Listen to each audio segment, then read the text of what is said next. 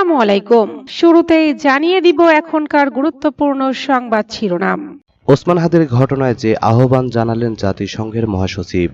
মনোনয়ন না পেলেও সরাইল আশুগঞ্জ থেকে নির্বাচনের ঘোষণা রুমিন ফারহানার। হাদির মৃত্যুতে কমনওয়েলথ মহাসচিবের প্রতিক্রিয়া। বেরিয়ে এলো ওসমান হাদি হত্যার চাঞ্চল্যকর তথ্য। কে এই হত্যার মাস্টারমাইন্ড? ওসমান হাদির হত্যাকাণ্ড নিয়ে হিউম্যান রাইটস ওয়াচের বিবৃতি। ভারত বাংলাদেশ সম্পর্কে টানাপোড়েন। হাসিনার প্রতি ভারতীয় মানবিক দৃষ্টি বদলে যাচ্ছে। বাংলাদেশের অভ্যন্তরীণ বিষয়ে হস্তক্ষেপ করবে না ভারত। শুনছিলেন সংবাদ শিরোনাম, এবার বিস্তারিত। তবে তার আগে অনুরোধ থাকবে ভিডিওটি একটি লাইক দিন এবং চ্যানেলটি সাবস্ক্রাইব করুন। ওসমান হাদির ঘটনায় যে আহ্বান জানালো জাতিসংঘের মহাসচিব। ইনকিলাব মঞ্চের মুখপাত্র শরীফ ওসমান হাদির ঘটনায় দ্রুত, নিরপেক্ষ, পুঙ্খানুপুঙ্খ এবং স্বচ্ছ তদন্তের আহ্বান জানিয়েছেন জাতিসংঘ মহাসচিব অ্যান্তোনিও গুতেরেস। ব্রিফিংয়ে মহাসচিবের মুখপাত্র স্টিফেন ডুজারিক জানান, হাদির ঘটনায় জাতিসংঘ মহাসচিব নিন্দা এবং তার পরিবারের প্রতি সমবেদনা জানিয়েছেন। তিনি কর্তৃপক্ষকে আন্তর্জাতিক মানবাধিকারের মানদণ্ড অনুসারে দ্রুত, নিরপেক্ষ, পুঙ্খানুপুঙ্খ এবং স্বচ্ছ তদন্ত পরিচালনার আহ্বান জানিয়েছেন। বাংলাদেশের সাম্প্রতিক পরিস্থিতি নিয়ে মহাসচিব শান্তি বজায় রাখার আহ্বান জানিয়েছেন। এছাড়া তিনি ফেব্রুয়ারিতে অনুষ্ঠিত হতে যাওয়া নির্বাচনকে সামনে রেখে শান্তিপূর্ণ পরিবেশ বজায় রাখার জন্য সংশ্লিষ্ট সকলকে সহিংসতা থেকে বিরত থাকার, উত্তেজনা হ্রাস করার এবং সর্বাধিক সংযম প্রদর্শনের আহ্বান জানিয়েছেন। এর আগে ইনকিলাব মঞ্চের মুখপাত্র শরীফ ওসমান হাদি হত্যাকাণ্ডের ঘটনায় গভীর উদ্বেগ প্রকাশ করেন জাতিসংঘের মানবাধিকার বিষয়ক প্রধান ভলকার তুর্ক। দ্রুত, নিরপেক্ষ এবং পূর্ণাঙ্গ তদন্তের আহ্বান জানিয়েছেন তিনি। মানবাধিকার রক্ষার স্বার্থে সঠিক তদন্ত জরুরি বলে মনে করেন তুর্ক।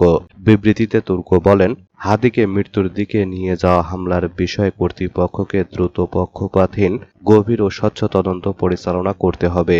একই সঙ্গে এ ঘটনায় দায়ীদের বিরুদ্ধে যথাযথ আইনি প্রক্রিয়া অনুসরণ করে জবাবদিহি নিশ্চিত করতে হবে। ভলকার তুর্ক আরও বলেন, মানবাধিকার রক্ষার স্বার্থে এমন সহিংস ঘটনার সঠিক তদন্ত ও দায়ীদের বিচারের আওতায় আনা অত্যন্ত গুরুত্বপূর্ণ। মনোনয়ন না পেলেও সরাইল আশুগঞ্জ থেকে নির্বাচনের ঘোষণা রুমিন ফারহানার।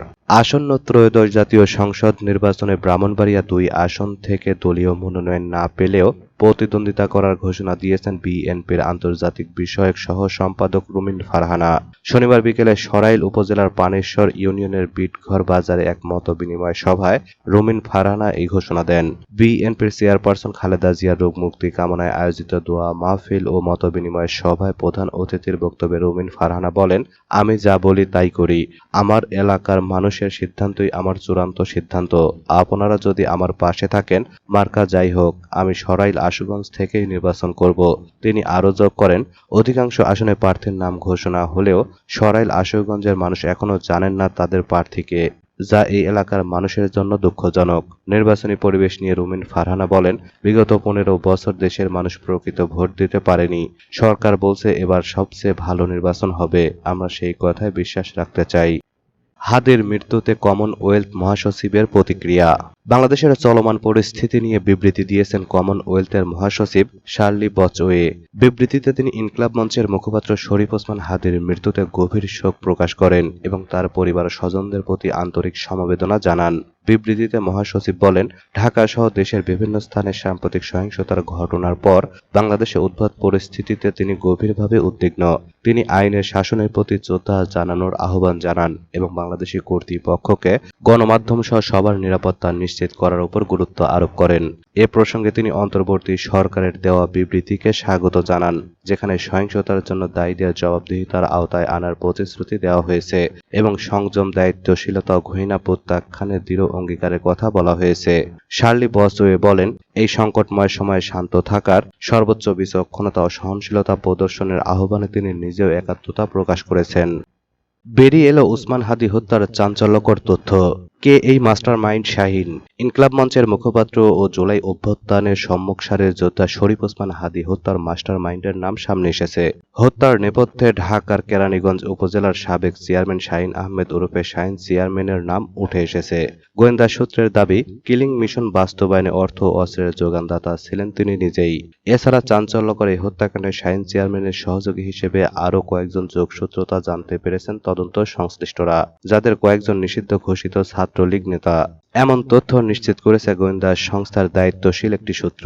শাহিন চেয়ারম্যান ছাড়াও হত্যাকাণ্ডের সঙ্গে জড়িত সন্দেহে গোপালগঞ্জ জেলা ছাত্রলীগের সাবেক সভাপতি আব্দুল হামিদকে হন্যে হয়ে খুঁজছে পুলিশ।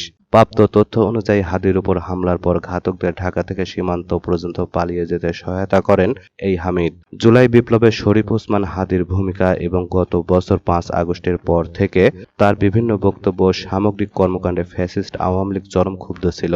দলটি হাদিকে আওয়ামী লীগ ও তাদের দোসরদের জন্য বড় বিপদ হিসেবে চিহ্নিত করে। এরপর হিট লিস্টের প্রথম টার্গেট হিসেবে হাদিকে হত্যার ছক কষা হয়। জানা যায়, শাহিন আহমেদ দীর্ঘদিন ঢাকার দক্ষিণ কেরানীগঞ্জ থানা আওয়ামী লীগের সভাপতি ছিলেন। তবে তিনি মাফিয়া ডন হিসেবেই বেশি পরিচিত। শেখ হাসিনা আমলে তিনি ছিলেন সাবেক বিদ্যুৎ ও জ্বালানি প্রতিমন্ত্রী নসরুল হামিদ বিপুর ডানহাত। চিহ্নিত সন্ত্রাসী ও অস্ত্রধারী হিসেবে তার নাম পুলিশের খাতায় অনেক আগে থেকে তালিকাভুক্ত ছিল। বহুবিধ সন্ত্রাসী কর্মকাণ্ডে যুক্ত থাকলেও তিনি ছিলেন ধরাছোঁয়ার বাইরে, বরং প্রশাসন তাকে সমীহ করে চলত। এসব প্রভাব প্রতিপত্তি কাজে লাগিয়ে তিনি একাধিকবার উপজেলা চেয়ারম্যান নির্বাচিত হন। স্থানীয়রা জানান, 5 আগস্টের পট পরিবর্তনের পর প্রভাবশালী আওয়ামী লীগ নেতাদের অনেকের মতো শাহিন চেয়ারম্যানও সীমান্ত পার হয়ে ভারতে চলে যেতে সক্ষম হন। সেখানে পলাতক অবস্থায় তিনি দীর্ঘদিন চুপচাপ থাকলেও গত 3-4 মাস থেকে খোলস ছেড়ে পুরনো চেহারায় আবির্ভূত হন।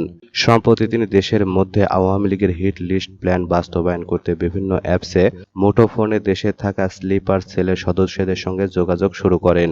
আইনশৃঙ্খলা বাহিনীর একজন কর্মকর্তা বলেন, কয়েকটি হোয়াটসঅ্যাপ কল এবং খুদে বার্তার সূত্রে হাদি হত্যায় শাহিন চেয়ারম্যানের সম্পৃক্ততা পাওয়া গেছে। ঘটনার আগে ও পরে কিলারদের সঙ্গে পলাতক ছাত্রলীগ নেতা হামিদের একাধিকবার যোগাযোগ করার প্রমাণও মিলেছে।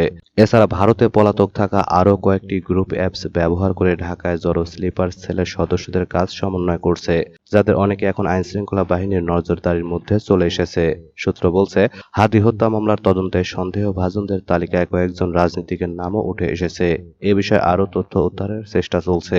এজন্য গ্রেপ্তারকৃত আসামিদের তদন্ত সংশ্লিষ্ট কর্মকর্তা এবং গোয়েন্দা সংস্থার টিম সহ যৌথভাবে জিজ্ঞাসাবাদ করা হচ্ছে। এছাড়া পলাতক শাহিন চেয়ারম্যানের ঘনিষ্ঠ হিসাবে পরিচিত কেরানীগঞ্জ জেলার 2 জন ছাত্রলীগ নেতাকেও গ্রেপ্তারের চেষ্টা চলছে। ওসমান হাদির হত্যাকাণ্ড নিয়ে হিউম্যান রাইটস ওয়াচের বিবৃতি।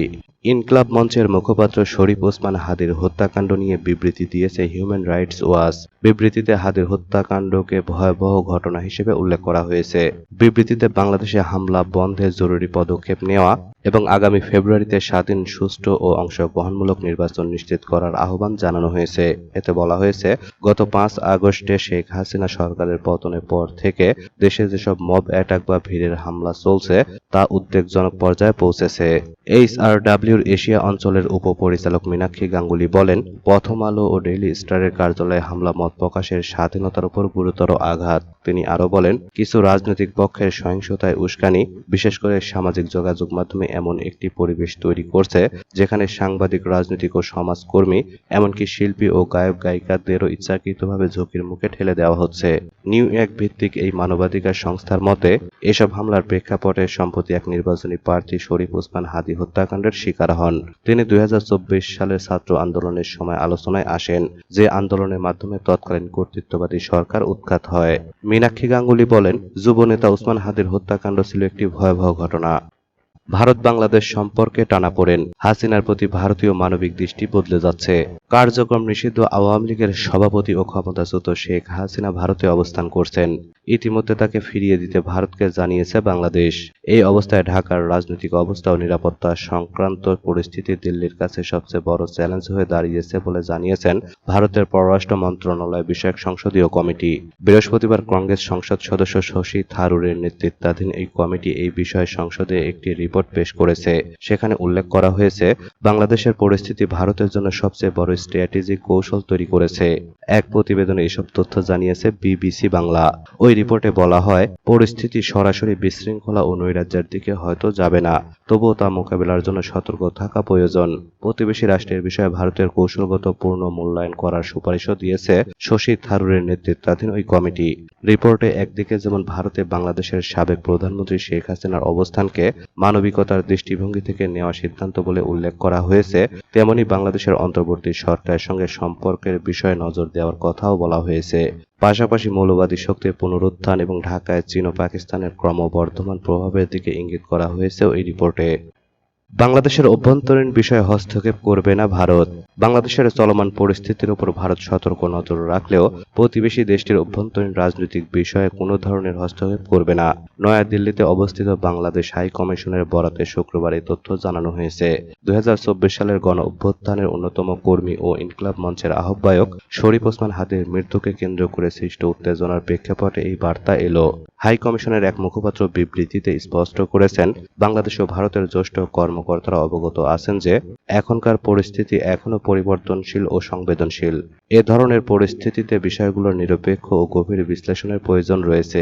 বিবৃতিতে আরও উল্লেখ করা হয়, যে কোনো দেশে গণ অভ্যুত্থান পরবর্তী সময়ের প্রায় অনাকাঙ্ক্ষিত ও মর্মান্তিক ঘটনা ঘটে, যার উদাহরণ হিসেবে সাম্প্রতিক সময়ে জনপ্রিয় তরুণ নেতা হাদির হত্যাকাণ্ডের বিষয়টি তুলে ধরা হয়েছে। হাদির হত্যাকাণ্ডকে কেন্দ্র করে রাজধানী ঢাকা সহ দেশের বড় বড় শহরগুলোতে নিরাপত্তা ব্যবস্থা জোরদার করা হয়েছে। আগামী ফেব্রুয়ারিতে অনুষ্ঠিত হতে যাওয়া জাতীয় নির্বাচনের আগে নতুন করে অস্থিরতা দেখা দেওয়ার আশঙ্কা তৈরি হয়েছে। ভারত বিরোধী বক্তব্যের জন্য পরিচিত হাদি গত বছর শিক্ষার্থীদের নেতৃত্বাধীন সেই আন্দোলনের অন্যতম শীর্ষ নেতা ছিলেন।